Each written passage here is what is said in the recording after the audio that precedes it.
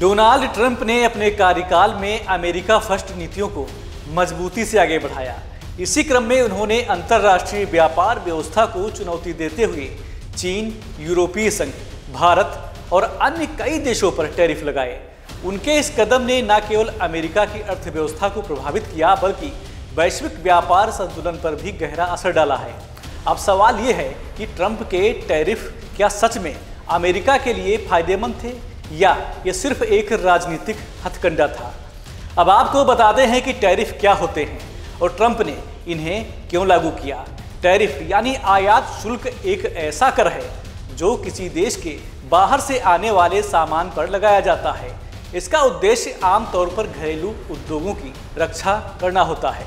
Trump ने दावा किया है कि चीन अमेरिका के साथ अनुचित व्यवहार कर रहा है और अमेरिकी नौकरियां छीन रहा है। इसी दावे के साथ उन्होंने अरबों डॉलर के चीनी सामानों पर टैरिफ लगाए। इसके अलावा उन्होंने स्टील और एल्यूमिनियम जैसे उत्पादों पर भी अन्य देशों से आयात पर शुल्क बढ़ाया। टैरिफ लगाने के बाद शुरुआत में ट्रंप सरकार ने दावा किया कि इससे अमेरिका की मैन्युफैक्चरिंग को बढ़ावा मिलेगा और चीन को झुकना पड़ेगा, लेकिन इसके उलट कई अमेरिकी किसानों और छोटे व्यापारियों को भारी नुकसान हुआ। चीन ने बदले में अमेरिकी कृषि उत्पादों पर जवाबी शुल्क लगा दिए, जिससे अमेरिकी कृषि निर्यात पर बुरा असर पड़ा। साथ ही अमेरिकी कंपनियों की उत्पादन लागत बढ़ने लगी क्योंकि उन्हें विदेशी माल अब महंगे दामों पर खरीदना पड़ता था। इसका सीधा असर आम नागरिकों की जेब पर पड़ा। कई उत्पाद महंगे हो गए, जिससे महंगाई का दबाव बढ़ा।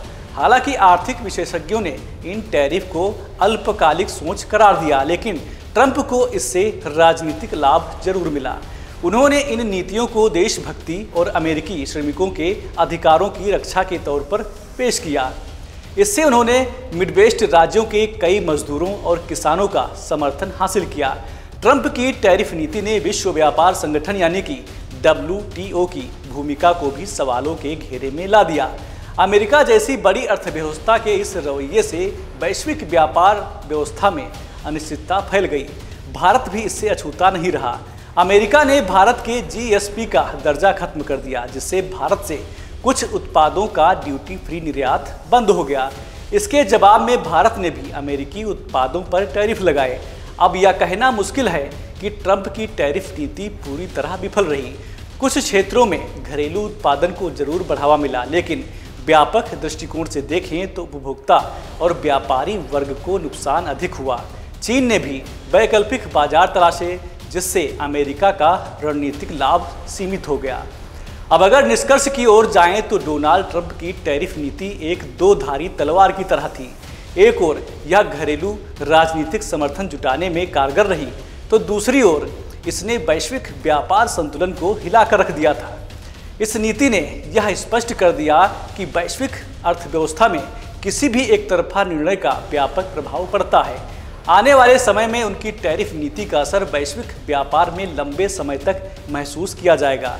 यह जरूरी है कि आर्थिक नीतियों को तत्कालिक राजनीतिक फायदे से ऊपर उठकर दीर्घकालिक दृष्टिकोण से देखा जाए।